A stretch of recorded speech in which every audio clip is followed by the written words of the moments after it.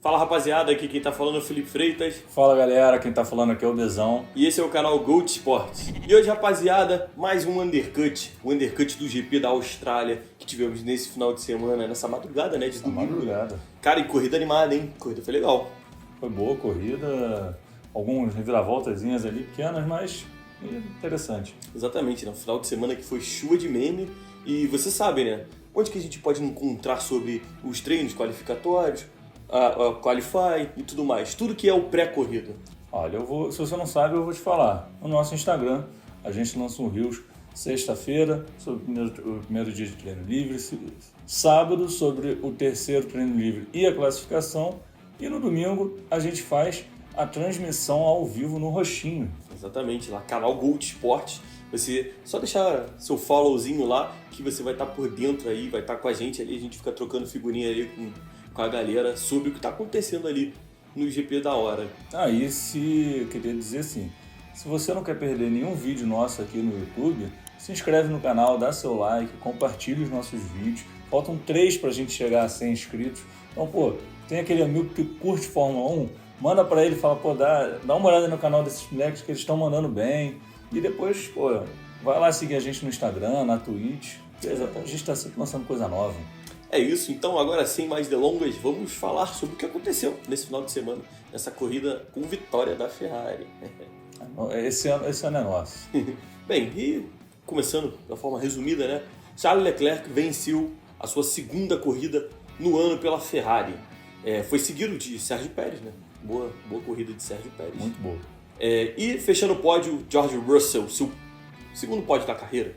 Ele já tinha conquistado um naquela corrida traumática da Bélgica, conquista agora correndo a corrida inteira, né?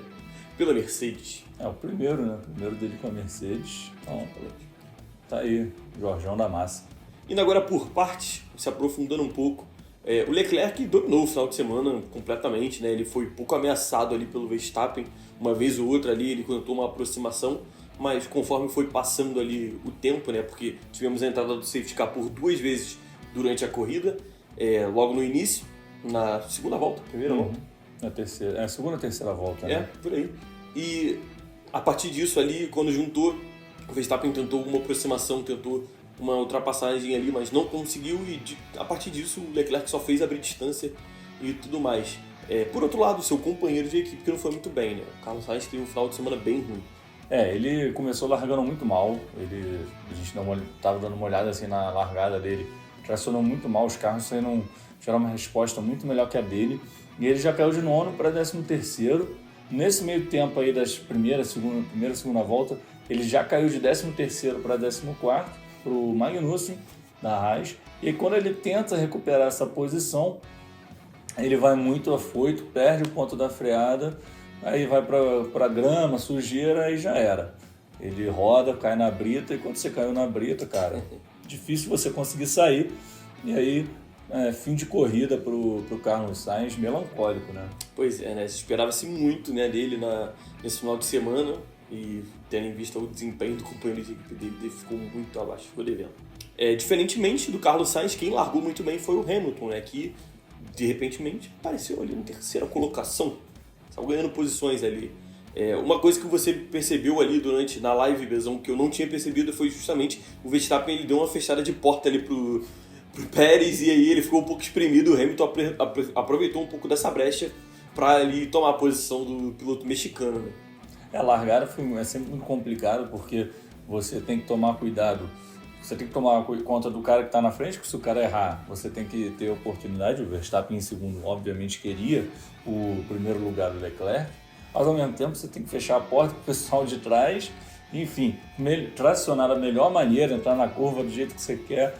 Então, e é um espaço muito menor, né? Você tá todo mundo junto ali. E aí o Pérez foi atrapalhado, e o Hamilton, que não é bobo nem nada, a gente sabia que o Hamilton, ele não ia deixar ficar em 16º, ele vai correr atrás do prejuízo. Então ele largou muito bem e já pulou para terceiro. Pois é. Posição que ele não conseguiria segurar por muito tempo, apesar do ritmo da Mercedes ter melhorado um pouco nesse final de semana. O Russell também fez uma boa corrida, não é o suficiente ainda para bater as duas escuderias que estão bem acima das outras, que são Ferrari e RBR. E aí uma grata surpresa para a gente foi a McLaren. Ela teve um rendimento muito bom nesse final de semana, diferente do que a gente viu nos treinos livres e nas 2 primeiras corridas. A McLaren se classificou muito bem, o Norris ficou em 4º lugar, o Ricciardo ficou em 7º. E eles conseguiram fazer uma largada ok. O Norris perdeu uma posiçãozinha ali, mas também acho que faz parte, né? Aquilo que eu acabei de falar, largada, tá todo mundo apertado ali, acontece. E na verdade o Norris também foi um pouco atrapalhado, mas menos que o Pérez, né? E, bom, o Ricciardo conseguiu ali se sobressair, pulou uma posição. Então, bom, pra gente que gosta da McLaren, bom início de corrida. Pois é, né? E também um bom início de recuperação, né? Pra quem, vocês sabem, né? Vocês estão acompanhando com a gente, a McLaren fez 2 corridas péssimas na Arábia Saudita e no Bahrein, e ficava aquela dúvida se seria essa tona da temporada, né? Já deu pra ver que eles têm um poder de reação sim e vão conseguir melhorar o seu ritmo. Espero que daqui pra frente sejam cada vez mais de disputa, mas cada vez mais competitivo. E por falar em competitividade, né? O próprio Ricciardo, ele nos proporcionou ali uma briga muito interessante com o Albon e com o Stroll e com o Vettel, que vinha atrás também, né? Vinha ali esperando pra ver se dava alguma coisa pra ele poder ultrapassar, né? O Ricciardo ele saiu ali do box muito colado com o Albon e com o Stroll, que estavam ali disputando a posição. E ele até dá uma fechada no Albon, e o Albon tem que... Mas eu acho ali que... Eu não sei exatamente, acho que não foi erro de ninguém, mas talvez o Albon poderia ter usado uma linha diferente do que ele tinha escolhido, porque o Ricciardo estava saindo do box, então não tinha muito o que ele fazer. Se ele espalhasse, o Ricciardo foi por dentro da curva, se ele espalhasse seria muito mais... Ele estaria errado nesse momento. E aí começou a disputa do Albon querendo ultrapassar o Ricciardo, que brotou na frente dele, o Stroll querendo ultrapassar ambos, né? E no final quem levou melhor foi o Ricciardo, que não perdeu posição, e o Stroll que ultrapassou o Albon. E o que estava ruim ficou pior. Sempre tem como piorar. O final de semana da Aston Martin foi péssimo, vocês acompanharam a gente falando, mas chegou a corrida. Bom, corrida é outra história, ritmo de corrida é diferente, mas aí na volta 23 o Vettel roda sozinho e dá de bico no muro e abandona a corrida, causando o 2º safety car. E aí é complicado, né? O Vettel veio em 2 semanas aí que ele não correu por causa do Covid, voltou esse final de semana, não conseguiu treinar direito e não conseguiu correr. Pois é, né, cara? E quem saiu muito prejudicado desse 2º safety car foi justamente o Hamilton e o Alonso, né? O Alonso já tinha sido prejudicado, na real ele foi bastante prejudicado aí porque ele tinha parado uma volta antes, então ele não pôde recuperar, né, a posição dele como normalmente acontece, né? Você para antes, aí os pilotos que não param continuam, aí depois você recupera a sua posição, mas quando entra o safety car você é obrigado a reduzir o ritmo dali de corrida, então você está muito mais lento, e só que o cara que está passando no box está passando na mesma velocidade que ele passaria se você tivesse rápido. E são nessas aí que você acaba por perder algumas posições, né? Exatamente. E dito isso, quem acaba por parar ali no pelotão da frente é o Russell, que se aproveitou muito bem dessas paradas, desses safety cars aí, e acabou por ficar na frente do Sérgio Pérez, quando de repente chega uma mensagem pelo rádio dos engenheiros da Mercedes falando que se manter na corrida era muito mais importante do que se matar para ficar na frente de um adversário. E aí o Russell responde que aquilo não era o que ele esperava ouvir, né? Mas acatou a decisão no final, uma polêmicazinha aí a partir das estratégias da Mercedes, né? Que muitas vezes são controversas, né? Com o próprio Hamilton já rolou. Teve também uma polêmicazinha entre o Hamilton e o Russell, né? Não entre os dois, mas entre um acordo ali entre os engenheiros e tudo mais também. Essa do Russell, acho que entendo o lado do engenheiro. A gente está vendo muito na Fórmula 1 que a confiabilidade dos carros está muito prejudicada. Exceto a Ferrari, todas as equipes estão sofrendo com isso. Seja assim, isso só vai variando. Então a Red Bull, por exemplo, está com falta de confiabilidade no motor. A Mercedes está até com motor bom, mas o carro não está legal, não está andando bem, está com alguns problemas estruturais. A Alpine também está com muitos problemas no motor. Então é compreensível que o mecânico, o engenheiro, na verdade, do Russell tenha pensado ali, olha, é melhor a gente perder essa posição e se manter na corrida, porque a gente vai ganhar uns pontos, do que ficar tentando forçar ali para ficar na frente e perder os pontos, né? O carro abandonar a corrida, enfim, aí entre você ganhar 2 ou 0, melhor você ganhar 2. Melhor ganhar 2. Né?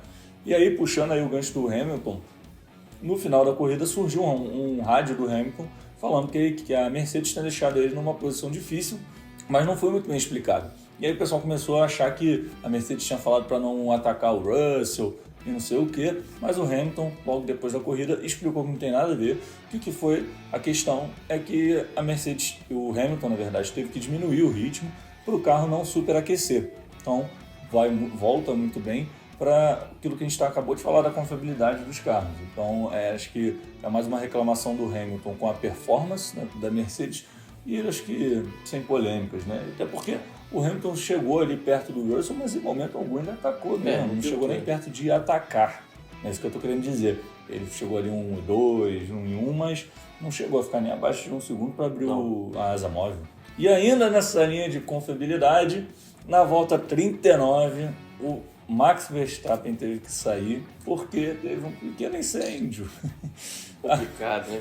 A Red Bull está num momento complicado, como eu acabei de falar sobre a confiabilidade no motor, e eles pararam no Bahrein porque o motor não estava tendo alimentação na gasolina, e pararam agora na Austrália porque teve excesso de alimentação e teve vazamento de gasolina no motor, o que causou um incêndio.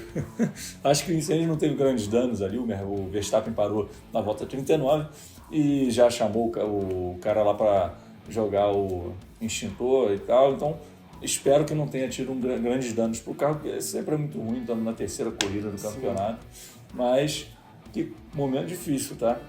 Complicado para a RBR, e com o decorrer da corrida, né, a gente estava ali mais ou menos na volta 46, na volta 47, por ali, na live no momento, quando surgiu uma dúvida.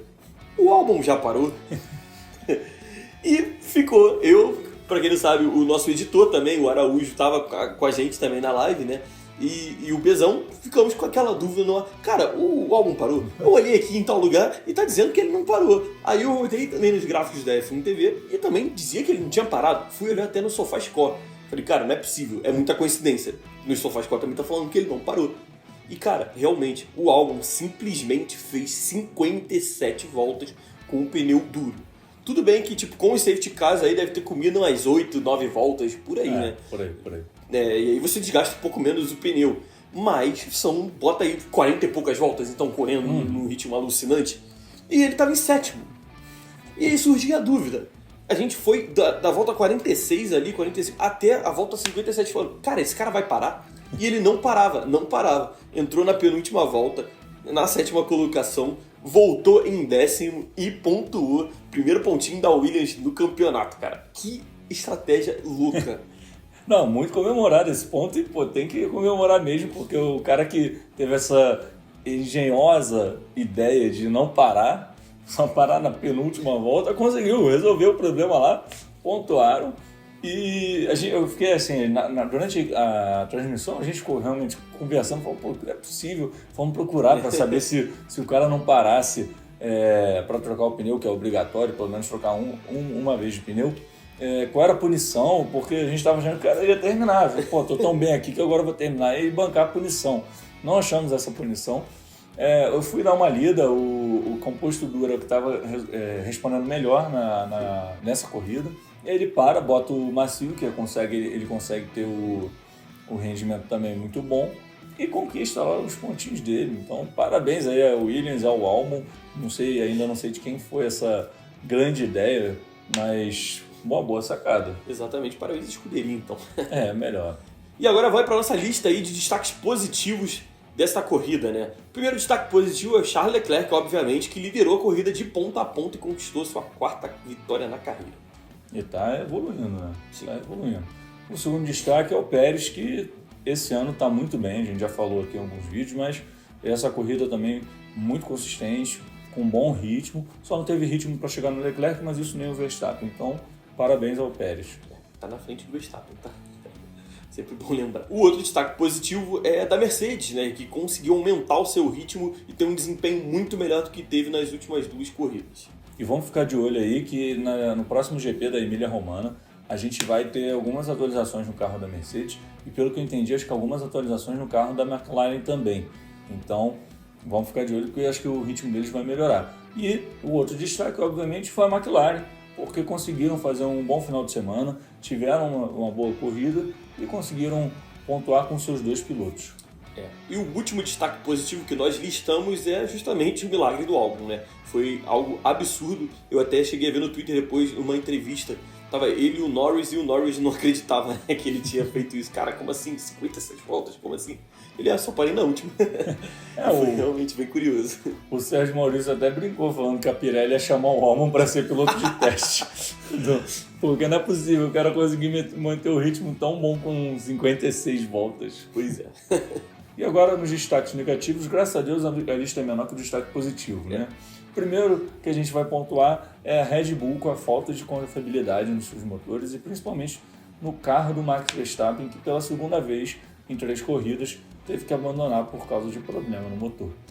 O segundo destaque negativo vai para Aston Martin, que teve um final de semana terrível. O Vettel bateu nos treinos, né? Ele não conseguiu completar voltas, foi para o Qualify, onde o Stroll bateu dessa vez e não conseguiu se classificar para o Q2, por causa do acidente que ele teve com o Latifi. E o Vettel deu uma volta nesse Qualify, que também não adiantou de muita coisa. Na corrida, o Vettel bate de novo, então, talvez o único piloto que conseguiu desempenhar bem na Aston Martin foi do safety car. Exatamente. E, bom, só faltava você ficar a bater, né? Pois é. E aí vamos fazer só uma menção aqui, porque a equipe da Aston Martin, principalmente a de engenheiros e mecânicos, eles trabalharam muito duro esse final de semana, conseguiram fazer grandes milagres de colocar os carros aptos para classificação, depois colocar os carros aptos para corrida. Verdade. E os pilotos não ajudaram. Só para até corroborar com isso que ele está falando, o Vettel não ia correr no qualificatório 1. Ele não ia dar tempo, e o carro ficou pronto justamente porque o Stroll bateu. Não, e porque o Vettel, pelo que eu vi também na entrevista, ele falou que as 2 equipes de mecânicos, e cada piloto tem uma equipe de mecânicos para ele, né, se juntaram para fazer o carro funcionar. Então, assim, a equipe correu atrás, né? Mas os mecânicos estão de parabéns. Não foi no final de semana. E o nosso terceiro e último destaque negativo foi, infelizmente, para o Carlos Sainz, que não conseguiu fazer um bom final de semana e principalmente não conseguiu fazer uma boa corrida, como a gente já pontuou, largou mal e na segunda, terceira volta ali bateu de uma forma boba e afobado, enfim, aí abandonou. E agora nós votaremos no nosso piloto do dia. Para você mesmo, quem foi o piloto do dia? O piloto do dia a gente já tinha definido ontem na transmissão, Alexander Albon, porque o cara fez um milagre ali e mandou muito bem, conquistou os primeiros pontos dele e da Williams nesse campeonato, que não está bem. Exatamente, a criatividade deve ser encorajada.